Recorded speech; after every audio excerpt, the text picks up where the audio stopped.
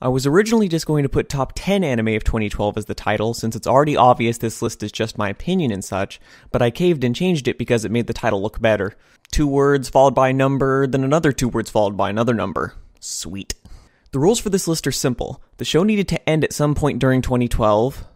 Actually, that's the only rule. But this means that shows could start in late 2011 as long as they continued into 2012 and still make the list.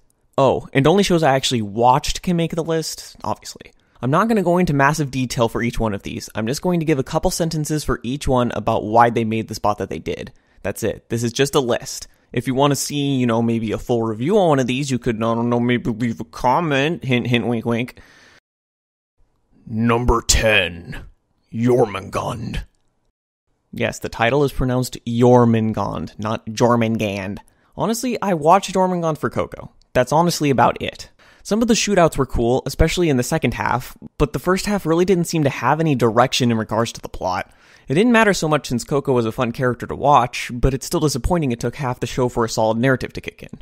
Also, I've heard the ending sucks, but I haven't watched the last 2 episodes yet. Even if they do, this would still make 10th place because no other shows I watched feels like it deserves a spot.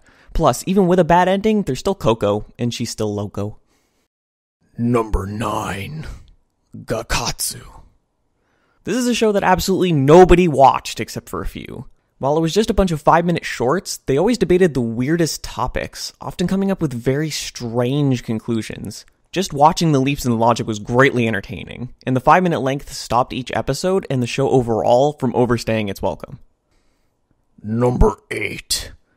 Inurex Boku SS. Actually, I have no idea if I'm supposed to pronounce the X in the middle, but I do it anyways because, well, I don't know, I think it sounds better. Most people who watched Inurex Boku SS didn't like it because it introduced the whole fantasy creature setting, but then never really used it. It didn't really bother me though, because I just enjoyed watching the characters themselves.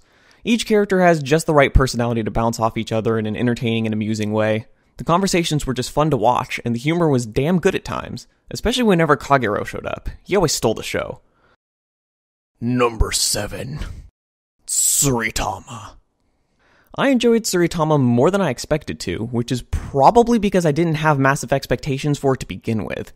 So I went in not expecting anything and got a story about fishing and friendship that was told surprisingly well. The show managed to mix together silly elements and tense, serious elements without feeling strange at all, which was really impressive. I mean, come on, the finale is a bunch of guys trying to fish an alien out of the ocean so that they can stop an entire population of the island from breaking into dance. That sounds ridiculous just hearing it, but the music combined with the characters and the directing managed to make this scene extremely intense. But most of all, Tsuritama was charming, and honestly, that's something a lot of shows seem to lack nowadays. Number 6. Joshiraku.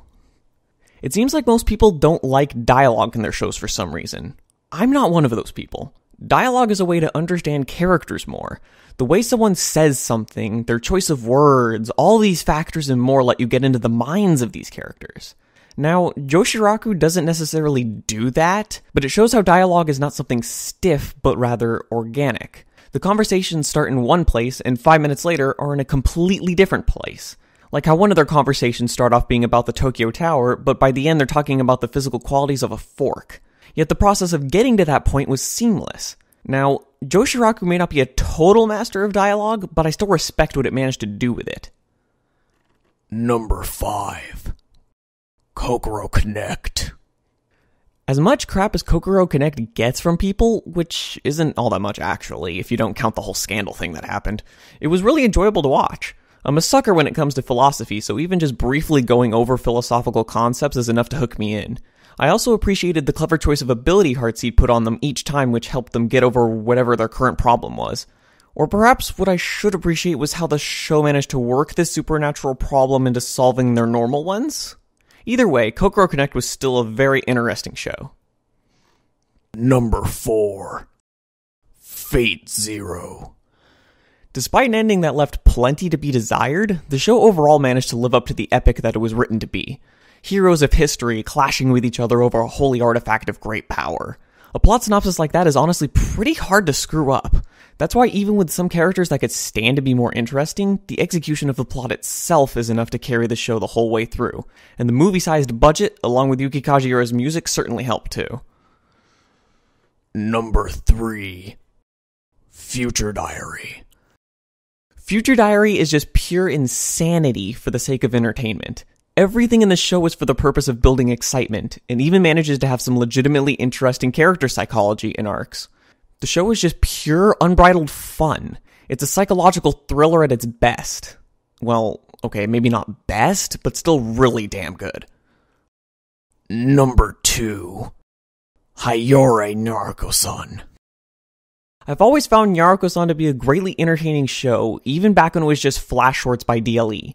It's hard to pin down why I love this series so much. The references are certainly entertaining, but it's probably mostly because of Naruko herself. She's just so off the wall that it's fun to watch, combined with Mahiro not taking any of her shit, and it makes a fun twist on the usual rom-com cutout characters, mainly because the show gives the romance portion the middle finger.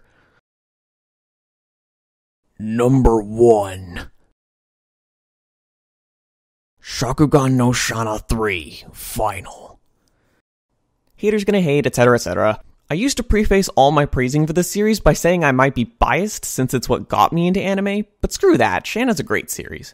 I could rant how most complaints against it are dumb, but instead I'll say that this final season was everything the series had been building up to. High stakes, large battles, a tough decision to figure out which side was in the right. It was all here. Characters put everything they had on the line in order to achieve what they deemed most important to them. Some failed and some succeeded. Some succeeded but at a price. But everyone fought with a strong ambition. And it was not the fights themselves that were phenomenal, but how through the fights you could see the wills and mental conflicts of each character at work. Plus, it's not often you get a series that can wrap up so many plot threads in a neat bow without feeling forced, which is exactly what China Final did. And that's my top 10 anime of 2012.